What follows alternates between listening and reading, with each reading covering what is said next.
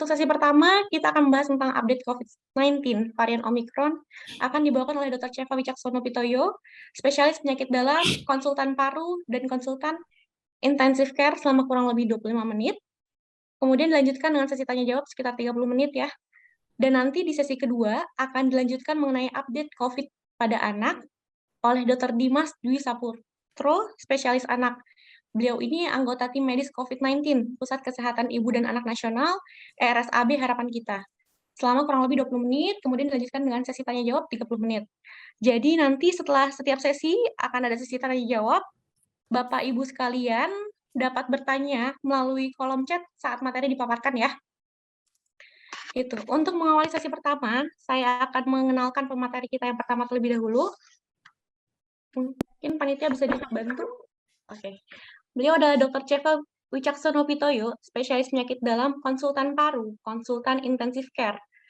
Beliau lahir di Jakarta tahun 8 Maret 1968, mengambil pendidikan S1 di FKUI tahun 1993, kemudian melanjutkan pendidikan spesialis penyakit dalam di FKUI juga pada tahun 2002, mengambil konsultan paru pada tahun 2006, konsultan intensive care pada tahun 2008. Beliau juga sebagai ketua tim ad hoc Perhimpunan Ahli Penyakit Dalam Indonesia atau biasa kita sebut dengan PAPDI. Kemudian beliau juga sebagai Sekretaris Jenderal Perhimpunan Respirologi Indonesia Perpari. Beliau juga aktif sebagai anggota Perhimpunan Dokter Intensive Care atau PERDICI. Saat ini beliau bekerja sebagai Kepala High Care Unit di RS Cipto Mangunkusumo. Beliau juga sebagai Kepala ICCU COVID RS Pondok Indah Jakarta. Beliau Kepala ICU RS Sari Asih Ciledug dan juga aktif sebagai staf Divisi Respirologi dan Penyakit Kritis Departemen Ilmu Penyakit Dalam FKUI atau RSCM. Gitu. Wah, luar biasa ya profilnya Dr. Cheva ini aktif di mana-mana ya. Baik dokter, Assalamualaikum Dr. Cheva. Waalaikumsalam warahmatullahi wabarakatuh. Sudah siap ya dok? Baik ya, insya Allah. Baik, untuk mengefektifkan waktu, Bapak Ibu sekalian, mari kita sama-sama simak, kita dengarkan, dan kita catat hal-hal penting yang disampaikan oleh materi kita kali ini. Kepada Dr. Cheva, waktu dan tempat dipersilahkan, dok. Baik, sekali lagi kepada semuanya, Assalamualaikum warahmatullahi wabarakatuh. Waalaikumsalam warahmatullahi wabarakatuh. Terima kasih kepada Dr. Alifah, Mas Reza, Pak Rudi Nesmana, serta Al-Mukarram Ustadz Mansur, serta kepada seluruh rekan-rekan dari DPD PKS Jakarta Selatan atas kesempatannya untuk berbagi kembali pada hari ini satu langkah yang rasanya mestinya hal yang juga dicontoh oleh satuan-satuan kemasyarakatan yang lain termasuk partai politik yang lain untuk bisa selalu men-share ya, membagikan informasi-informasi yang akan bermanfaat kepada masyarakat. Untuk itu saya coba memulai apa yang diamanahkan kepada saya untuk membahas kali ini dengan men-share screen. Mudah-mudahan sudah cukup jelas terlihat ya. Baik, apa yang menjadi tugas saya kali ini adalah untuk membahas tentang perkembangan COVID-19 di Indonesia terutama pada kali ini. Bapak Ibu sekalian, kita tahu bahwa setelah 3 bulan kurang lebih COVID ini menurun di Indonesia, bahkan hampir tidak ada, tidak kita rasakan lagi, kita mulai pada penanjakan kembali ya, kita mulai ada peningkatan kembali, dan di dunia bahkan lebih lagi terjadi peningkatan, bahkan walaupun ke dalam minggu terakhir itu cenderung untuk mulai agak penurunan, dan biasanya kalau menurun ini akan cenderung semakin turun. Tapi memang kita lihat bahwa lonjakan yang kali ini jauh lebih besar daripada gelombang-gelombang terdahulu. Nah, kalau kita belajar bagaimana yang terjadi di Afrika Selatan, maka setiap gelombang itu tampaknya didominasi oleh varian-varian tertentu. Jadi awalnya ini adalah COVID asli, kita menyebutnya wild type. Jadi tipe yang asli keluar dari hutan yang kemudian menjadi penyakit COVID di masyarakat yang berada di Wuhan, atau kita menyebutnya type Wuhan type. Kemudian setelah menurun, tidak lama kemudian keluar varian dan menyebabkan gelombang kedua yaitu beta, kemudian gelombang ketiga delta, dan kita lihat terakhir adalah gelombang Omicron di Afrika Selatan. Kalau kita belajar seperti ini, kita lihat puncaknya cenderung untuk semakin tinggi, tapi segera setelah dia meninggi, dia akan turun kembali dengan cepat. Ini mungkin ada beberapa pesan. Yang pertama, kalau cepat naik biasanya cepat turun. Yang kedua, varian ini masih mungkin terjadi, dari setiap saat kita harus siap-siap selalu menjaga-jaga bahwa ada kemungkinan kita akan berhadapan dengan gelombang yang baru. Tadi sudah disampaikan bahwa hampir 4,5 juta orang Indonesia terkena, dengan angka kematian yang relatif sebetulnya persentasenya kecil, hanya 3,3%, yaitu 144.000. Tapi walaupun angkanya kecil, bagi kita semua yang pernah merasakan anggota keluarga kita menjadi korban, itu tentu bukan satu hal yang kecil ya. Walaupun dari mata pemegang kebijakan mungkin angkanya kecil, tapi buat kita sudah 100% itu. Kasus aktif saat ini hanya 61.000 lebih, hampir 62, tapi memang eskalasi terus, jadi kita sudah mendapatkan 95% dari total selama 2 tahun ini sembuh. Pemeriksaan itu mencapai hampir 72 juta, mencakup hampir 50 juta orang. Kenapa? Karena ada orang yang berkali-kali diperiksa. Ya, ada orang 1 kali, ada kemudian orang Indonesia yang belum pernah diperiksa, tapi ada yang berkali-kali. Kalau seperti saya, misalkan, saya terus terang rasanya sudah 50 kali selama 2 tahun ini diperiksa. Kenapa? Karena saya harus tetap bekerja di tempat yang saya tidak bisa digantikan oleh orang lain pada area orang yang non-COVID. Jadi otomatis ketika saya selesai bertugas di COVID, saya harus mengalami swab untuk ketika saya berhadapan dengan orang yang non-COVID, jadi dipastikan bahwa saya tidak membawa. Otomatis ya itu yang terjadi. Vaksinasi sebetulnya minimal sudah tercapai, yaitu sekitar 70-80% orang Indonesia, sebesar 184 juta orang Indonesia tervaksinasi, tapi itu baru vaksinasi pertama, yang efektivitasnya hanya sekitar 50-60%. Sementara vaksinasi kedua 128%, dan kita sekarang mulai dengan vaksinasi ketiga. Nah, untuk penambahan kasus yang baru sekarang ini, kita lihat bahwa paling besar masih di Jakarta, kemudian Jawa Barat, dan kemudian sudah mencapai untuk di banyak provinsi, dan jumlah yang ini ada 12 provinsi utama, tapi secara total kita sudah mendapatkan 32 provinsi muncul kasus baru pada gelombang ketiga ini di Indonesia. Jadi hampir semua provinsi sudah ada. Nah, kasusnya kita lihat bentuknya adalah eskalasi ya. Jadi kalau pertama sedikit, lama-lama makin cepat. Jadi kita cenderung akan bersiap-siap untuk menghadapi dengan kondisi yang akan semakin tinggi dan cepat. Nah, kalau lihat dari totalnya, tadi saya ulang kembali, tenaga kesehatan sudah boleh dikatakan sebagian besar tercover, usia lanjut juga, petugas publik juga, dan usia 12-17 tahun juga tetap sudah mulai, maksud saya, tapi memang masih ada titik kosong, yaitu mereka-mereka yang memang sangat rentan, sehingga kemudian vaksin pun kita khawatir. Juga mereka yang sangat kecil, anak-anak yang sangat kecil, balita itu belum terjangkau oleh vaksinasi. Ini nanti akan menjadi diskusi sendiri untuk itu. Nah, kita lihat bahwa vaksinasi dosis pertama itu hanya mencapai 1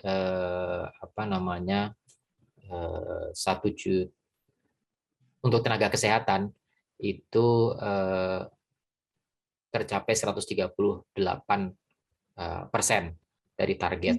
Artinya apa? Ada yang kemudian ternyata tidak terdata. Tenaga kesehatan kita yang awalnya tidak terdata, terus kemudian muncul belakangan. Ini menunjukkan satu catatan bahwa sistem pendataan jumlah, dalam hal ini ke tenaga kesehatan saja, di Indonesia masih lemah. Jadi jumlah benarnya tenaga kesehatan di Indonesia ternyata miss. Jadi kita prediksi pada awalnya, pemerintah kita memprediksi 1,5 juta tenaga kesehatan, ternyata lebih dari 2 juta tenaga kesehatan ada di Indonesia. Jadi ini saja menunjukkan bahwa kita membutuhkan data yang lebih ketat.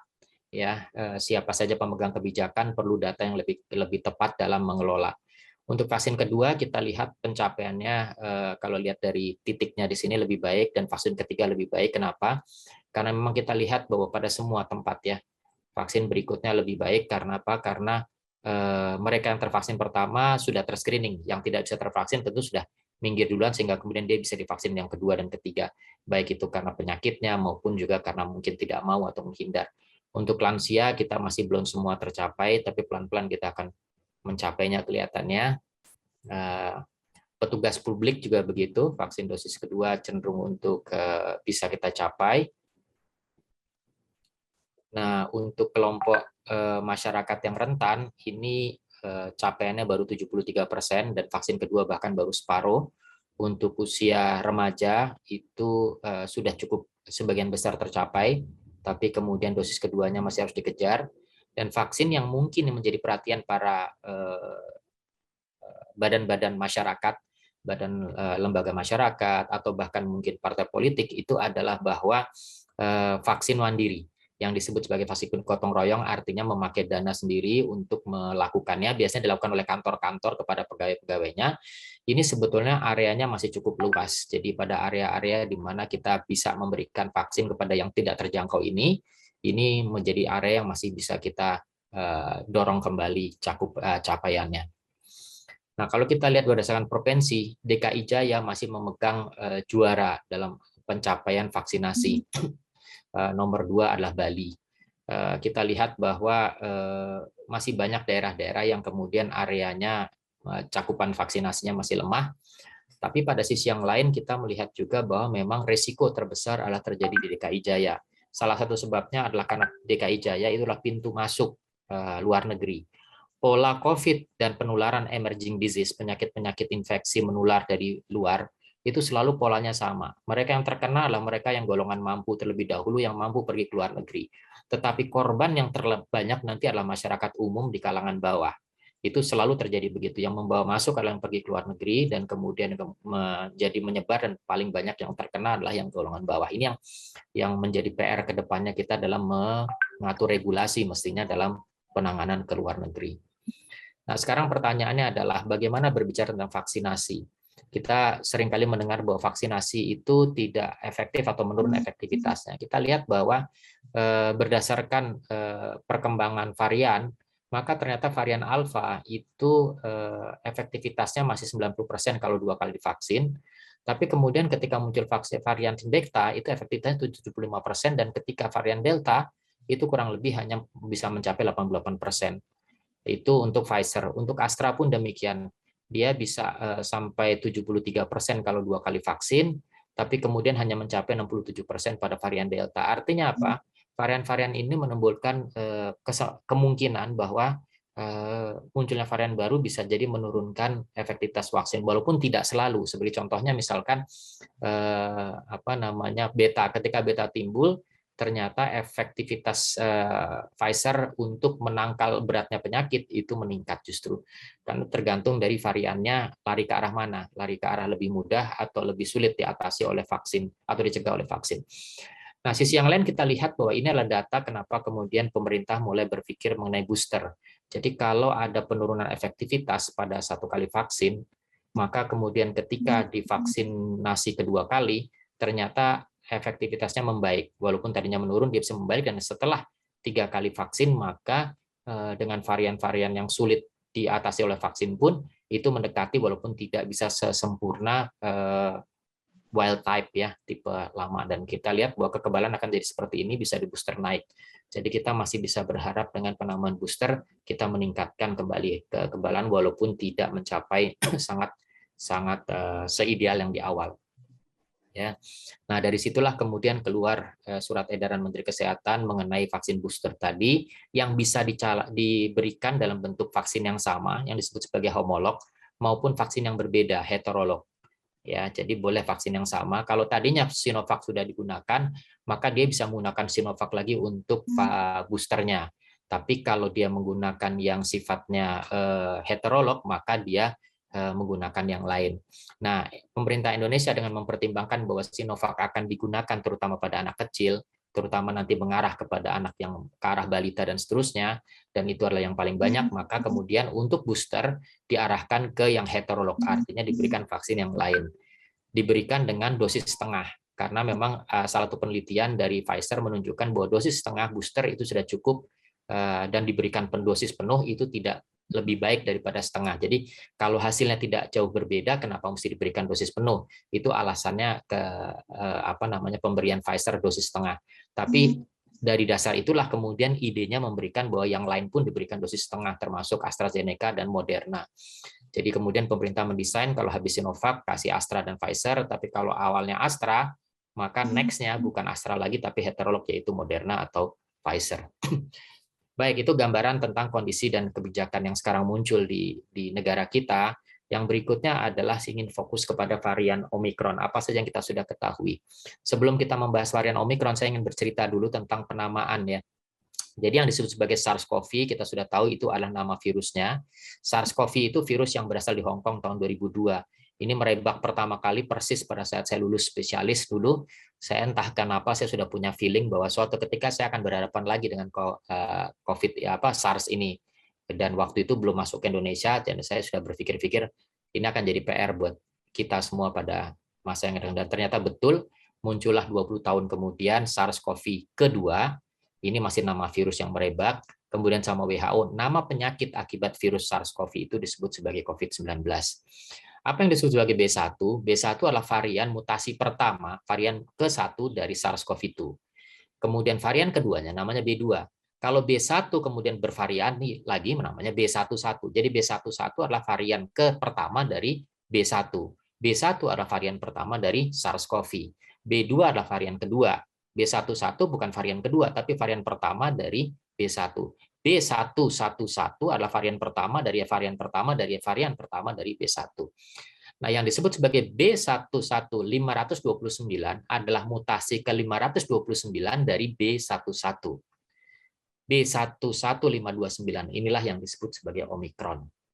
Nah, karena kemudian varian itu banyak, kita lihat bahwa tadi satunya saja bisa ratusan. Satu itu satu keduanya bisa ratusan. Jadi bisa puluhan ribu varian dari COVID itu terjadi. Akibatnya kemudian sudahlah yang varian macam-macam itu dilupakan saja. Yang dicatat hanya varian-varian yang penting saja. Akibatnya WHO, kombinasi dari grup dari Amerika dan Inggris itu menggunakan pengelompokan disebut sebagai variant of interest, variant of concern, dan variant of high consequence. Variant of high consequence sampai sekarang belum ada, yaitu varian yang jelas-jelas sudah melumpuhkan semua, obat nggak laku, vaksin nggak ada gunanya, pencegahan nggak ada gunanya, itu sampai sekarang belum ada. Nah, varian of interest sudah diidentifikasi ada sekitar 5 varian, yaitu B1525, B1526, dan seterusnya. Nah, varian of concern itu varian yang terbukti menular lebih berat sakitnya, berisiko untuk menurunkan efektivitas plasma konvalesen dan vaksin, serta menurunkan efektivitas obat. Itu hal-hal yang kira-kira disebut sebagai varian of concern. Sedangkan varian of interest adalah varian-varian yang masih dicurigai bakal jadi varian of concern. Di situ ada beberapa. Nah, karena nama itu menjadi angka yang susah dihafal, B11529, akibatnya kemudian diberilah nama panggilan. Nama panggilan dari B11529 itulah Omikron. Sama seperti kadang-kadang orang memiliki nama si Fulan bin Fulan bin Fulan terlalu panjang, akhirnya dipanggil saja, orang di Jakarta seringkali memanggil dengan full gitu ya. Nah, dipanggil dengan panggilan yang gampang. Sebagaimana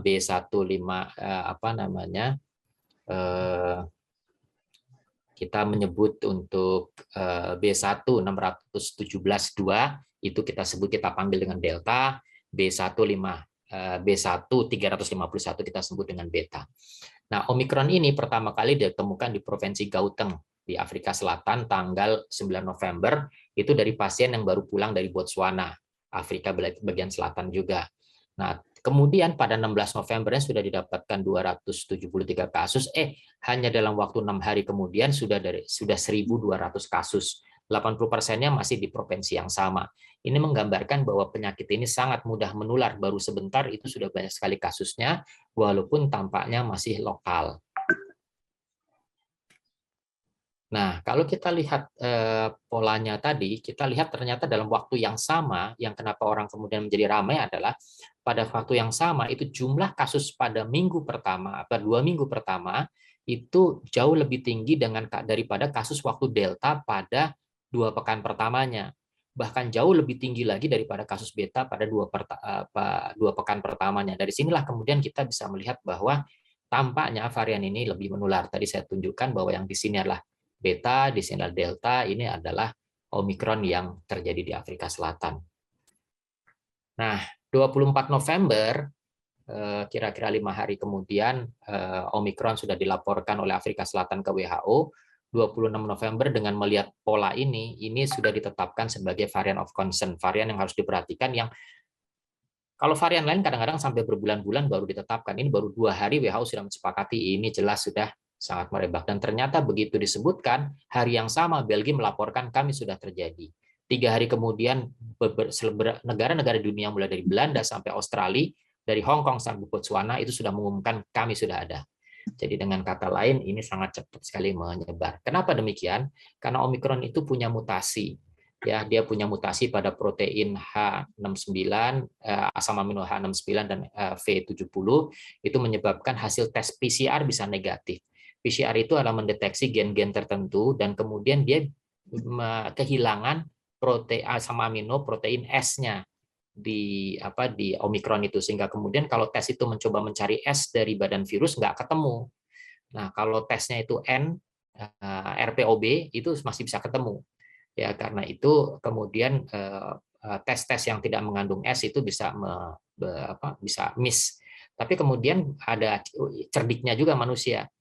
N digabung dengan S dengan N, jadi satu kit itu bisa memeriksa 3. Kalau 2 positif ketahuan COVID, tapi begitu S-nya negatif, COVID-nya Omikron, karena Omikron adalah virus yang tidak punya S, kira-kira begitu.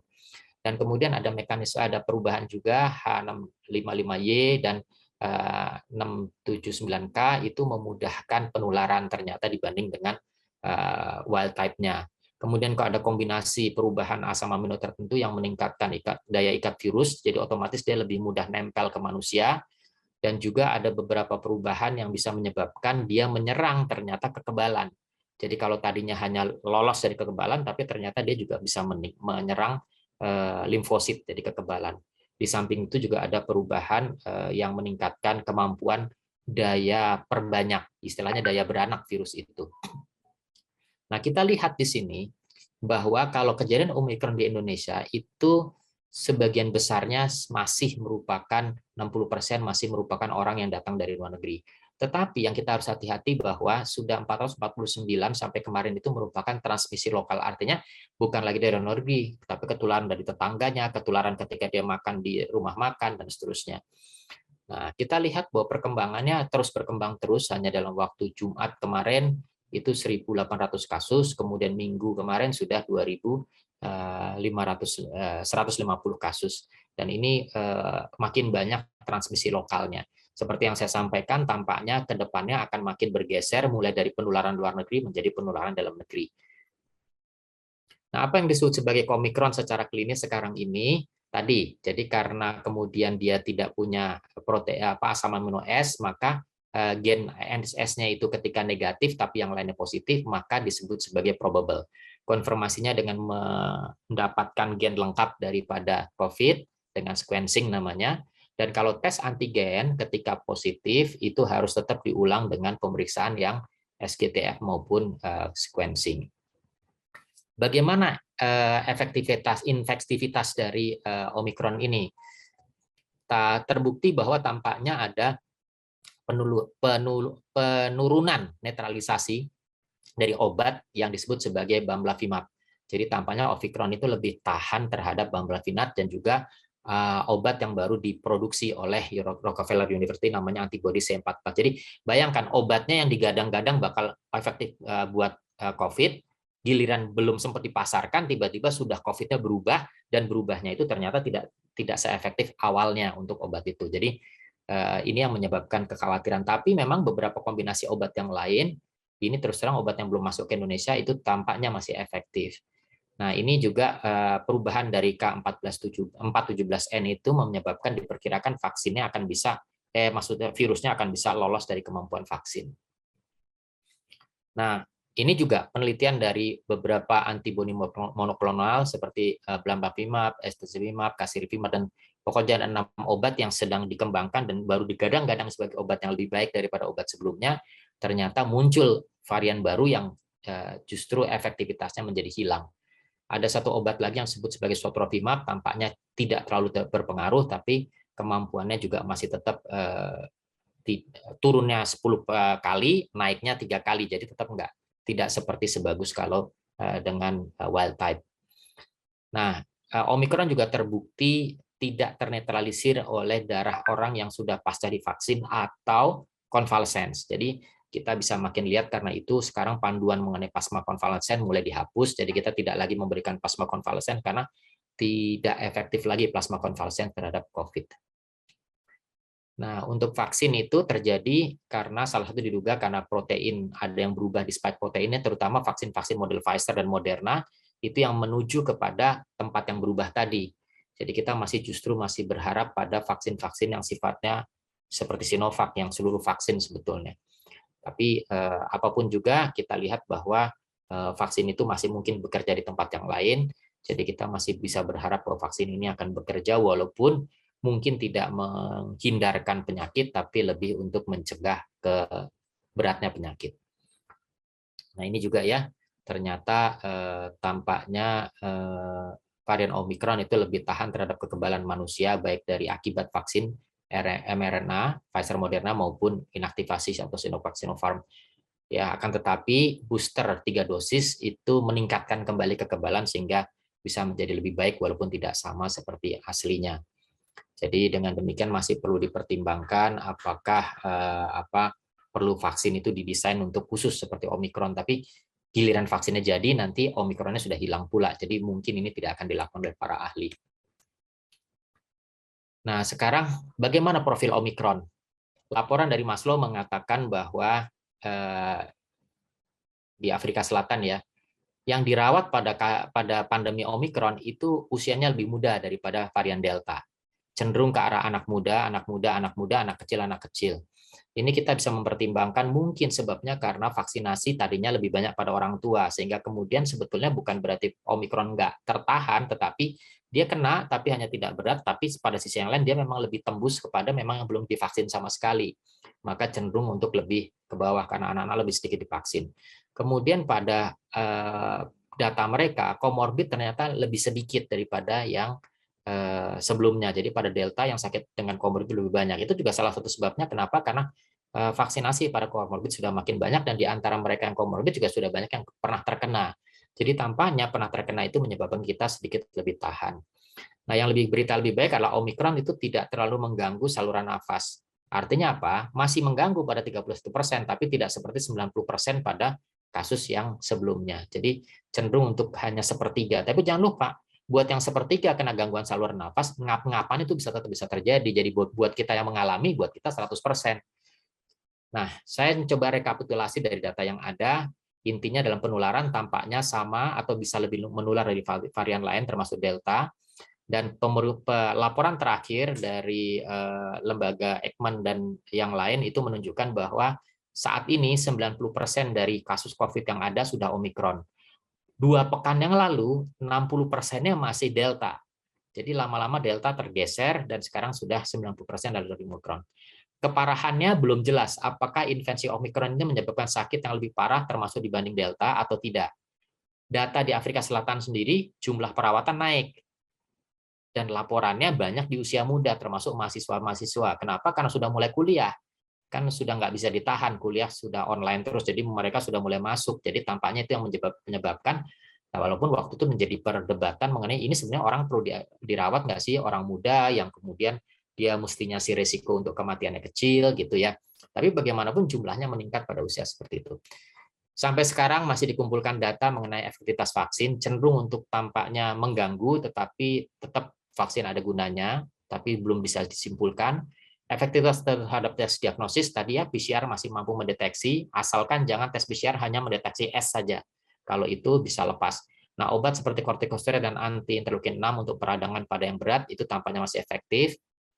Kemungkinan infeksi berulang, tampaknya Omicron memang menjadi PR karena dia bisa berinfeksi berulang. Untuk tes diagnostik sebagian besar masih efektif, tapi jangan lupa rapid antigen itu kemungkinan negatif. Nah, risiko secara umum masih dianggap cukup tinggi, masih bisa lolos dari cegatan imunitas manusia yang sudah terinfeksi atau mengalami vaksinasi, dan kita perlu pengkajian lebih jauh tentang risiko ini. Jadi sekali lagi kasusnya bisa 5 kali lebih cepat daripada varian yang lain. Replikasi itu penggandaan atau beranaknya virus itu 5-70 kali lebih cepat, tapi perawatannya itu hanya 0,3% dibanding wild type yang awal. Jadi lebih banyak yang ringan, tapi sekalinya ringan hati-hati masih bisa menjadi berat, dan kalau berat bisa mematikan juga.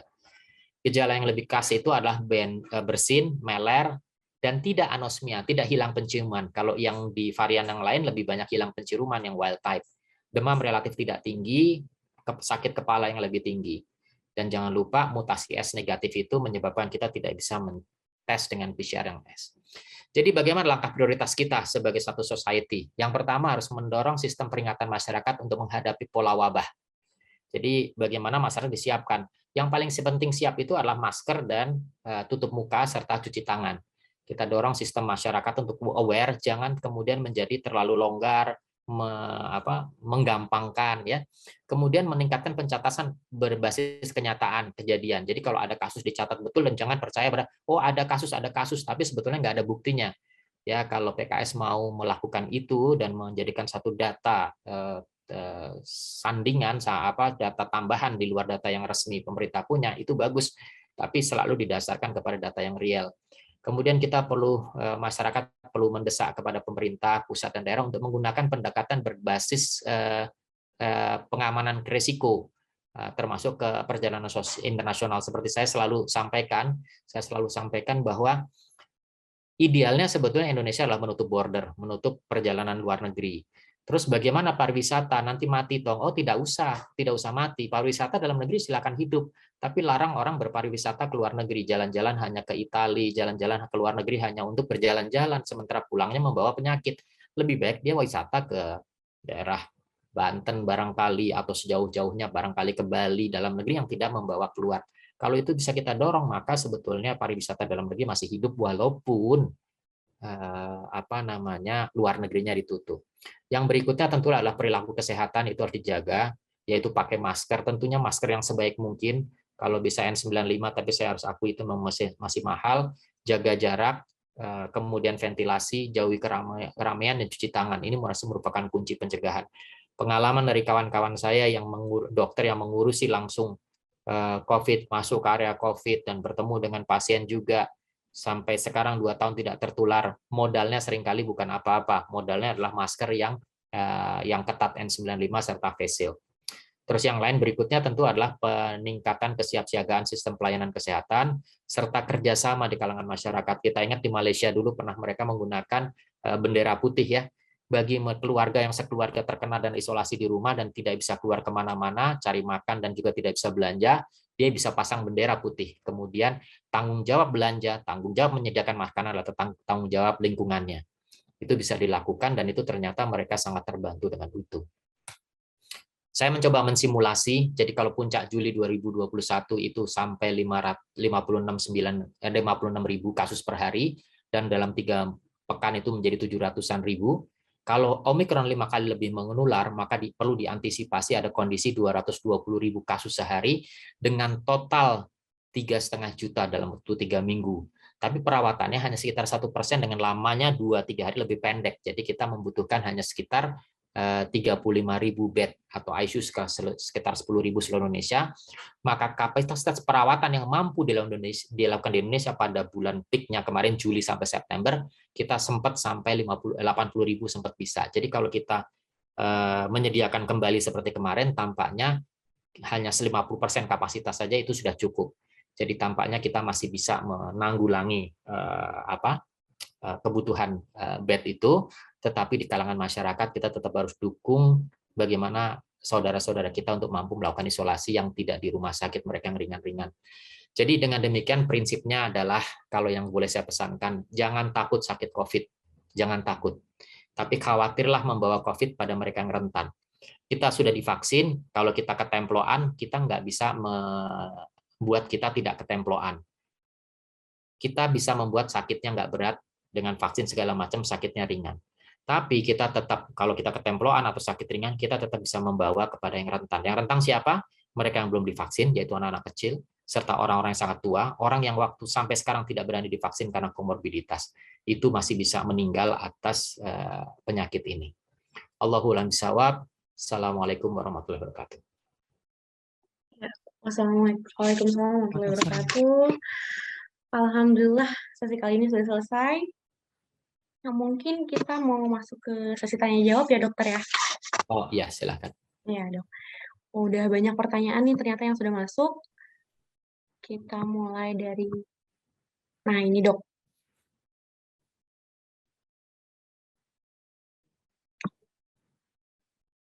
Yang pertama ini dok, dari Ibu Barizah nih sepertinya ya dok ya.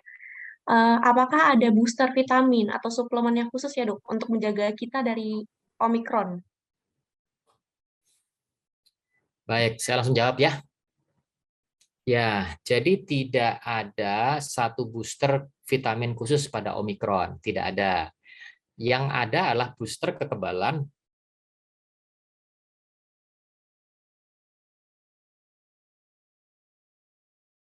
salah satu hal-hal yang bersifat memperbaiki kekebalan tubuh. Sel kekebalan tubuh itu adalah vitamin D terutama, vitamin C terutama. Bahwa vitamin juga tidak boleh terlalu banyak. Kalau vitamin C terlalu banyak, biasanya tidak masalah, tapi juga bisa bikin mencret.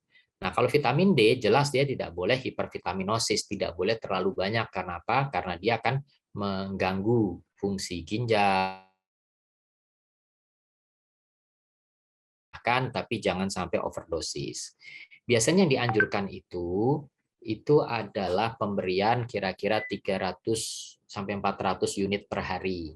Kalau makanan cukup, maka tidak perlu ditambah. Kalau dalam rangka pandemi begini mau dinaikkan, 400 unit cukup.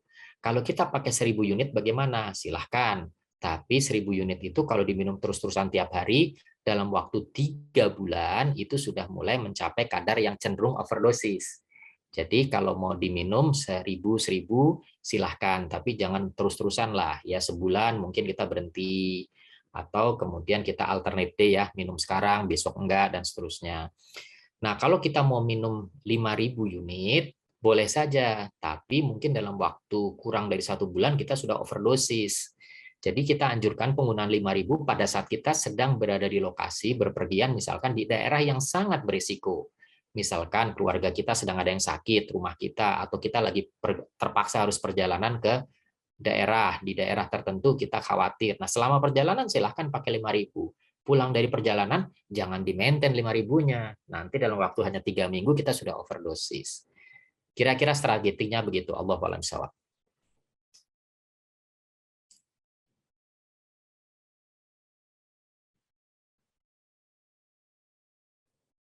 Belum di-unmute, Dr. Alifah. Ya. Oh ya, maaf. Baik dok, mungkin selanjutnya dari Andri ya. Ini pertanyaannya agak panjang ya dok ya. Halo dok, karena kondisi yang banyak tidak tahu, karena katanya gejalanya seperti biasa. Jika penderita tidak tahu terkena karena tidak ada gejala nih dok, karena OTG misalkan. Gejala yang paling terlihat apa dok gitu. Dan paling cepat penyembuhannya ini berapa lama dok? Jika menderita COVID, apakah lebih kuat dalam menghadapi varian Omikron ini? Dan apabila belum tervaksin, bisa membahayakan nggak dok? Ya, jadi yang pertama begini. Prinsip dalam pencegahan di kedokteran juga kita selalu ajarkan di mahasiswa, terus kepada pendidikan spesialis, terus kepada pendidikan lebih jauh, dan para dokter-dokter yang sudah berpraktek sekalipun, itu prinsip yang disebut sebagai universal precaution. Menjaga diri itu jangan pilah-pilih, jaga diri itu untuk semua keadaan, setiap waktu. Itu yang nomor satu. Jadi pakai masker kapan, di mana? Nggak ada ceritanya, pakai masker titik, jangan pakai kapan dan di mana. Pakai masker terus-menerus sedapat mungkin. Terus yang ditanya itu tentu bukannya kapan dan di mana pakai masker, tapi dibalik, kapan dan di mana kira-kira saya cukup aman untuk buka. Nah, kan cara melihatnya jadi berbeda. Itu yang nomor satu. Kemudian yang kedua adalah hand rub dan cuci tangan, bersihkan tangan. Jadi apalagi ketika kita sedang berhadapan dengan orang yang rentan, kita ketemu orang tua kita barangkali, atau kita ke tempat anak kita yang sangat kecil yang belum divaksin. Nah saat itu usahakan kalau kita dari pergi, kita mandi dulu atau cuci tangan dan ganti baju serta pakai masker. Itu yang mungkin perlu diingat. Jadi bukan gejalanya apa ya? Nanti kalau saya gejalanya ada, saya akan perketat. Nah, ini menjadi seringkali terlambat. Kenapa? Karena orang yang tidak bergejala tapi dia membawa, dia sudah menularkan. Jadi orang sudah divaksin nih, ketemploan virusnya, artinya ketularan kan dalam bahasa kita, tapi bahasa dokter belum ketularan karena belum bergejala. Tapi dalam beberapa hari dia udah bisa menjadi kendaraan dari virus untuk jalan-jalan kemana-mana. dalam beberapa hari itu kan beresiko. Nah, kalau dia sempat pergi kepada orang yang sangat tua yang kemudian punya komorbid, tidak divaksin juga, dia sudah nularkan. Dia sampai selesai tidak pernah sakit, tapi ketika menularkan orang yang bersangkutan sudah menjadi sakit bahkan bisa berbahaya. Jadi dari situ saya ingatkan kembali, jangan mencari gejala untuk melakukan proteksi. Proteksilah pada setiap keadaan yang memungkinkan kita melakukan proteksi. Nah, pertanyaannya kalau tidak divaksin bisa nggak? Bisa. Bisa lebih berat? Bisa. Nah, kalau divaksin bisa tercegah, terutama tercegah dari beratnya, bukan tercegah dari tidak membawanya. Nah, ini yang harus diingat ya. Jadi yang belum divaksin tentu harus lebih berhati-hati.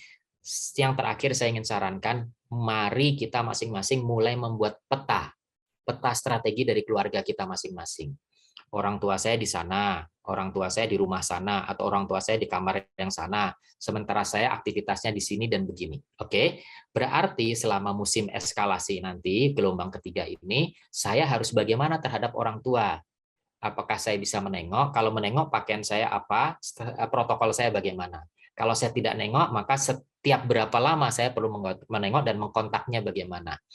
Itu mulai dibuat strategi dari masing-masing keluarga yang memang berbeda-beda. Coba didesain begitu, kemudian kita coba lakukan. Mudah-mudahan itu akan menjaga. Allahul a'lam. Insya Allah, semoga pertanyaannya sudah terjawab ya Bu ya. Kita lanjut ke pertanyaan selanjutnya. Assalamualaikum dokter. Kami Waalaikumsalam. sekeluarga flu batuk pilek sudah 3 hari ini, tapi hari ini sudah agak sembuh. Apakah kalau seperti ini tidak perlu dites? Cukup isolasi mandiri saja. Karena katanya kalau lagi pilek, di swab kemungkinan besar positif. Cukup isolasi aja seminggu bagaimana dokter? Ya, jadi kalau lagi pilek, di swab kemungkinan positif kalau dia COVID, ya kan? Dan karena sekarang ini hampir boleh ditebak bahwa yang batuk pilek itu bakal COVID, ya jelas positif. Sekarang ini kita selalu memperlakukan protokol bahwa kalau batuk pilek nomor 1 dipikirkan, tolong anggap itu corona dulu. Nah, itu konsep dasarnya. Nah, pemerintah sekarang dengan mempertimbangkan bahwa kadang-kadang pergi keluar justru akan nularin, kadang-kadang persediaan swab juga menjadi terbatas, belum lagi harus keluar biaya. Jadi, tolong kalau batuk pilek, anggap COVID, jadi nggak usah disuap. Kenapa? Udah COVID dia, gitu. Itu konsepnya. Tapi kalau kita termasuk orang yang penasaran, kenapa? Karena saya butuh sesuatu yang saya tetap harus kerja, saya tetap harus nengok orang tua saya, batuk pilek saya jangan-jangan bukan COVID, jadi saya perlu ke sana. Gimana? Ya swab jawabannya. Jadi konsepnya adalah semua yang batuk pilek saat ini, anggap COVID, lakukanlah protokol isolasi mandiri. Tapi kalau kemudian kita punya keharusan untuk keluar, untuk bekerja, beraktivitas yang tidak boleh ditahan, ya kita harus swab untuk memastikan kita cukup aman.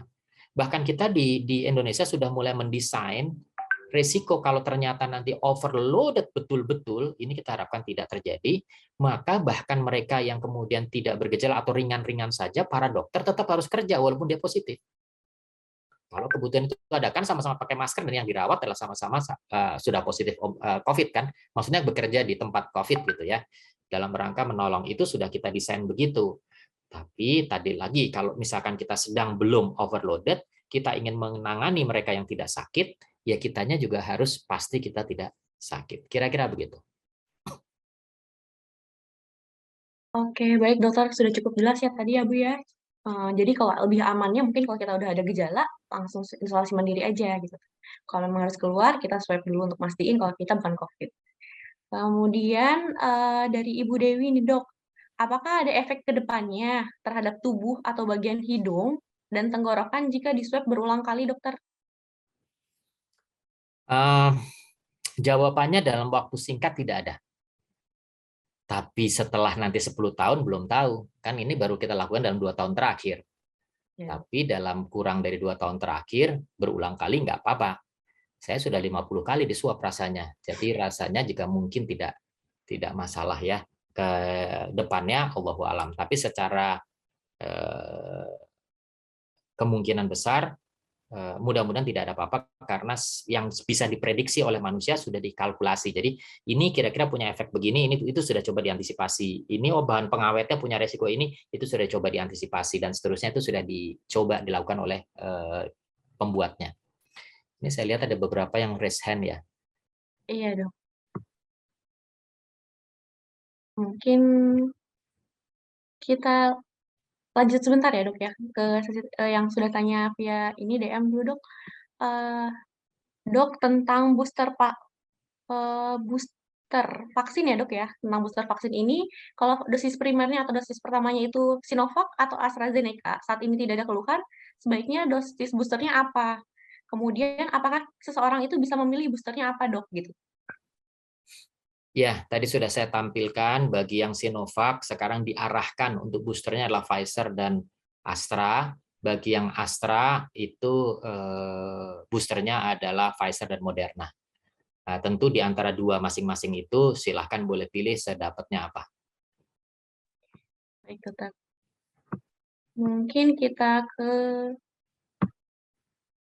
raise hand dulu ya dok ya, Silahkan. dari Bapak Abdullah Syurga. Mangga Bapak, boleh dinyalakan suaranya dan juga videonya mungkin.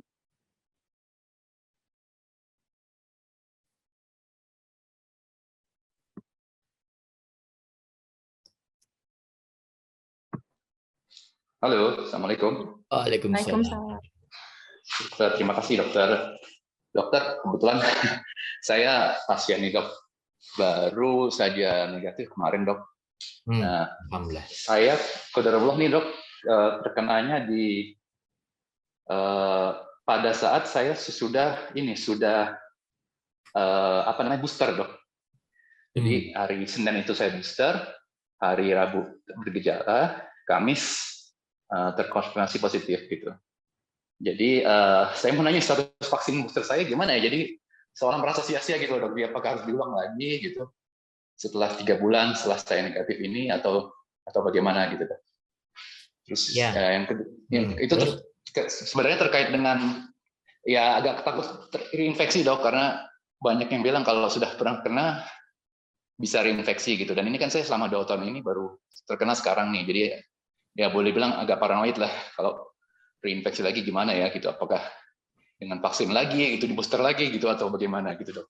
Dan yang terakhir nih, saya sampai sekarang nggak diberitahu nih dok variannya saya apa, karena kalau lihat gejalanya sih mirip dengan Omicron, saya nggak ada anosmia, nggak ada demam, hanya radang tenggorokan gitu dok. Gitu, tapi sampai sekarang saya nggak ada beritahu gitu, cara tahunya gimana dok ya saya varian gimana gitu, dan apakah memang perlu gitu ya untuk pengetahuan kita atau bagaimana? Makasih dok. Baik. Ya, jadi begini, saya ingin sampaikan tadi, sekarang kita bayangkan saja lah ya, kalau virus itu muncrat dari orang atau nempel yang kemudian kesentuh dan masuk ke mulut kita, kan virusnya tetap nempel dan masuk kan ke badan kita. Nah, kalau kita punya kekebalan akibat kita pernah kena infeksi atau kita kena vaksin, maka kemudian kekebalan itu buru-buru mengejar ke area yang di mana ada virus masuk tadi, kemudian menyerang virusnya. Nah, ketika ada serangan terhadap virus itu, otomatis ada sedikit perang kan? Ya, ada sedikit keramaian dikit lah. Itulah yang gejala. Kalau perang ada tembak-tembakan, ada api, ya wajar kalau kita angat-angat dikit. Kan? Pada dasarnya sakit itu adalah karena terjadi reaksi antara virus dan kekebalan kita. Kalau kemudian kekebalan kita itu sangat lemah, maka virusnya bisa makin luas. Tadinya masuk hanya di perbatasan Kalimantan Utara misalkan. Tapi kemudian karena pertahanan kita di border situ lemah, maka dia bisa masuk ke seluruh Kalimantan dan masuk ke menguasai Selat Karimata dan Pulau Jawa, masuk ke pantai utara Jawa misalkan. Itu perangnya bisa terjadi di mana-mana. Di setiap border, setiap kodam kita akan terjadi peperangan. Jadi kita akan menjadi berat dan akhirnya menjadi sakit berat. Gitu kan. Jadi kan konsepnya sebetulnya paling ideal adalah melakukan masker, mencuci tangan itu untuk mencegah virus masuk. Ya, itu kayak seperti kita melakukan proteksi sebelum orang masuk kan ya. Bahkan termasuk cyber kepada negara lain supaya jangan masuk. Tapi ketika masuk, vaksin itu kan sebetulnya bukan masker. Vaksin itu adalah kekebalan di dalam. Jadi tidak mencegah untuk masuk. Begitu masuk, dieliminasi sehingga tidak bergejala kitanya atau gejalanya ringan. Begitu ya. Jadi vaksin tidak pernah tujukan untuk membuat kita tidak bisa menularkan kepada orang lain, tapi vaksin ditujukan untuk membuat kita kalau kena, kita tidak bergejala atau gejalanya ringan. Jadi kalau tadi sudah booster 3 kali, kemudian kita kena, sangat mungkin kalau kita tidak booster, kita akan sakit berat. Hanya masalahnya dengan booster kita ternyata bisa ringan dan segera teratasi. Booster itu, infeksi yang kita alami itu sebenarnya booster keempat, boleh dibilang seperti booster keempat. Gitu. Dengan demikian harapannya kekebalan kita makin kuat, makin kuat. Kalau ditanya kalau sudah kena, saya bisa reinfeksi. Lah iyalah. Kalau belum pernah kena infeksi, namanya bukan infeksi ulang, namanya infeksi baru.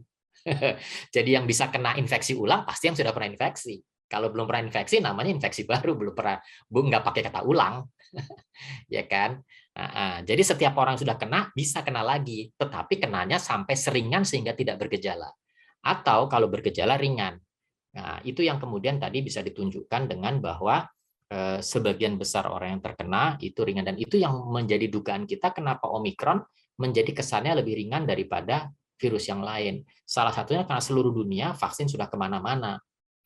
Nah, itulah juga yang kemudian menjadikan seseorang suka berpikir kalau begitu ketika kita sudah terbiasa dengan COVID berulang, lama-lama COVID menjadi kawan badan kita dan menjadi tidak terlalu bikin sakit berat, menjadi endemis namanya.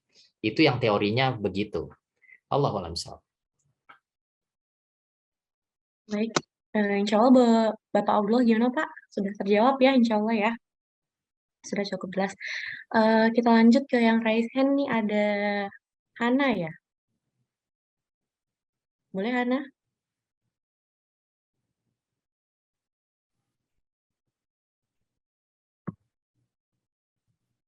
Selamat siang. Silakan Ibu. Selamat siang dokter, terima kasih saya dikasih kesempatan.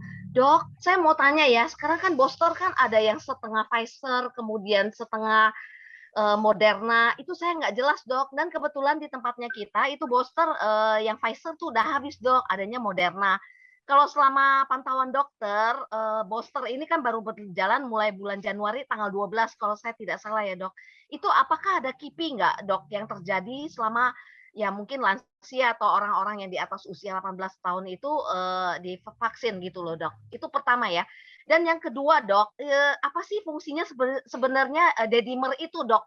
Saya dari dulu sering dengar dedimer, tapi saya nggak ngerti apakah itu khusus buat orang yang mempunyai gejala hipertensi seperti kayak gitu, ada pengentalan darah. Mungkin 2 pertanyaan aja biar yang lain kedapatan dok, soalnya ini pesertanya ada 527. Terima kasih dokter, salam sehat. Sama Bu. Ya, mangga dokter. Langsung ya, baik. Ya. Jadi saya jawab dulu pertanyaan mengenai KIPI. Ya, terus terang saja, biasanya rekapitulasi kami di tingkat nasional itu baru akan kelihatan setelah beberapa bulan vaksinasi ini berjalan, baru kemudian laporan bisa masuk. Tapi secara singkat kita bisa memahamkan bahwa yang pertama, KIPI yang paling ringan pasti ada, yaitu nyeri di tempat suntikan. Itu pasti ada. Kemudian yang kedua, setengah dosis. Kenapa? Tadi saya sudah sampaikan bahwa setengah dosis itu gara-garanya adalah satu penelitian dari Pfizer menunjukkan kalau di booster setengah dosis dan di booster 1 dosis itu efektivitasnya sama. Jadi kalau gitu di booster 1 dosis menjadi mubazir. Kenapa? Setengah dosis saja efektivitasnya sama. Itu pertimbangannya. Terus bagaimana dengan setengah dosis yang lain, yang Moderna dan yang lain, yang nggak ada penelitiannya, tapi kalau kemudian kita berkaca kepada Pfizer, kemudian kebijakannya niru-niru, barangkali yang lain juga bisa, gitu. Itu yang harus diakui. Jadi kebijakannya berdasarkan penelitian yang setengah, sebenarnya nanggung sebetulnya hanya kepada satu jenis, tapi kemudian dikiaskan kepada vaksin yang lain. Nah, efek samping yang paling utama itu, kemudian yang berikutnya pertanyaannya adalah efek samping KIPI yang jelas bagaimana? Nah, kalau KIPI yang signifikan logikanya kalau kita berikan dengan dosis yang hanya lebih kecil, mestinya KIPI-nya tidak seberat dari yang pertama. Tapi jangan lupa bahwa orang yang alergi tetap bisa. Kenapa? Karena kan boosternya mungkin berbeda daripada yang pertama. Jadi bukan homolog, tapi heterolog. Jadi otomatis kita mungkin tidak alergi terhadap Sinovac, giliran di booster pakai Pfizer atau Astra mungkin kita alergi itu masih bisa. Dan itu bisa terjadi pada suntikan apapun, bukan hanya vaksin. Alergi itu kan bisa terjadi. Nah, yang terakhir dedimer. Dedimer itu adalah penanda adanya pengentalan darah. Sebetulnya diperiksa dari adanya puing-puing bekas gumpalan darah yang kemudian memecah. Itu dedimer. Jadi dengan demikian maka ketika dedimer meningkat itu menunjukkan bahwa darah kita cenderung untuk kental. Kalau kental cenderung untuk menggumpal. Kalau menggumpal sumbat di otak namanya stroke. Kalau menggumpal sumbat di pembuluh darah jantung namanya serangan jantung. Nah, dengan demikian orang-orang yang pengentalan darahnya naik itu dianggap berisiko untuk seperti itu. Nah, pengentalan darah itu naik itu merupakan reaksi terhadap infeksi terhadap COVID, SARS maksudnya. Jadi mereka-mereka yang kena SARS bukan hanya orang yang diabetes, bukan hanya orang yang punya sakit jantung atau yang lain, itu semua berisiko untuk naik. Tapi orang yang punya modal kecenderungan gampang naik, seperti sudah punya gula, punya kolesterol, punya darah tinggi, otomatis berisikonya lebih besar. Gitu kira-kira. Tapi apakah semua akan bereaksi untuk dedimer naik pada saat dia kena corona? Dan jangan lupa, vaksin itu kan corona yang dilemahkan. Jadi dengan kata lain, dia juga bisa menginduksi reaksi peningkatan kekentalan, tapi tidak sekekental kalau infeksi benerannya. Jadi otomatis itu bisa terjadi. Begitu. Allahu a'lam. Oke, baik. Sudah cukup jelas ya, Bu ya. Mohon izin dokter nih sebelumnya. Sudah jam 10, Dok. Tapi ternyata masih banyak sekali pertanyaan yang belum terjawab. Apakah kita mau nambah beberapa menit lagi, dokter? Sekitar 10 menit mungkin, Dok, untuk menjawab pertanyaan, Dok. Wah, saya mesti tanya sama dokter Dimas pembicara berikutnya nih. Kalau enggak, ya nanti gimana caranya kita mungkin tanyaannya ditulis, nanti kita akan kirim kepada penanyanya, barangkali terserah bagaimana moderator dan dokter Dimas.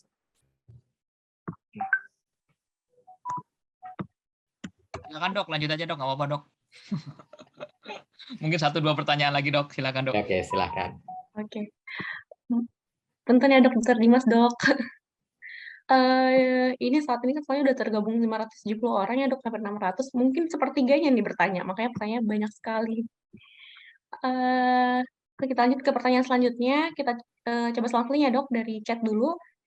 Ini ada yang bertanya, Dok, dari Dokter Linda. Dari Linda, Dok. Kapan rentang waktu yang aman untuk vaksin booster setelah terpapar Omikron, Dok? Apa efek yang terjadi pada tubuh jangka panjang setelah tubuh kita terpapar COVID untuk kedua kalinya? Baik, langsung aja ya. Jadi begini, kapan kemudian kita perlu di booster setelah kita kemudian terkena infeksi? Jawabannya sebetulnya tidak ada masalah dalam jangka waktu dekat. Tetapi biasanya tidak diperlukan.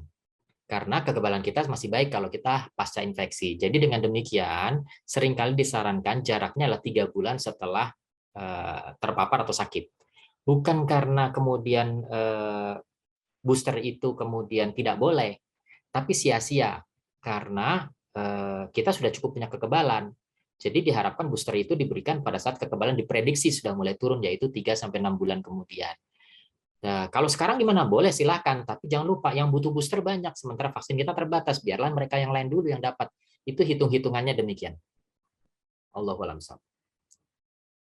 Baik, sudah terjawab ya, Bu ya. Insya Allah jawabannya sudah jelas.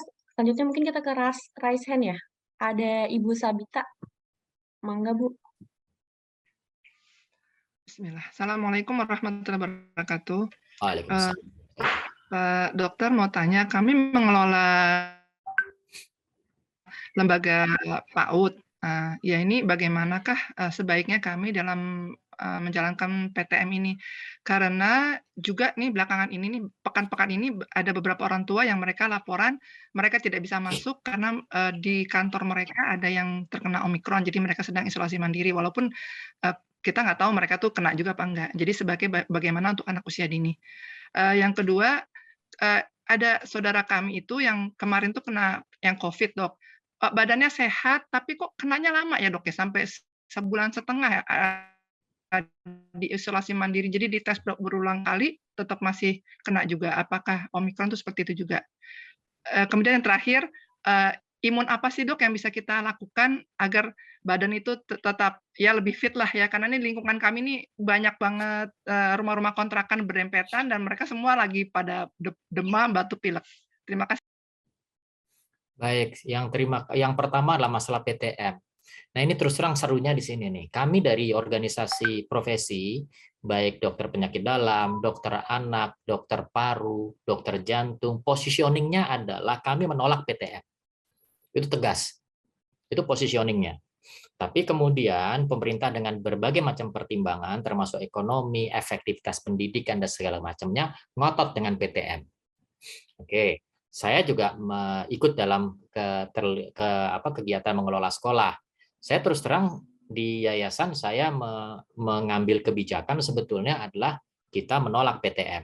Oke, tapi kalaupun terpaksa maka ada edaran yang mungkin bisa digunakan. Yang pertama adalah lakukan PTM dengan kira-kira kalau bisa berjarak. Jadi gimana caranya itu dijarakkan. Kalau terpaksa terlalu crowded ya terpaksa PTM-nya bergantian.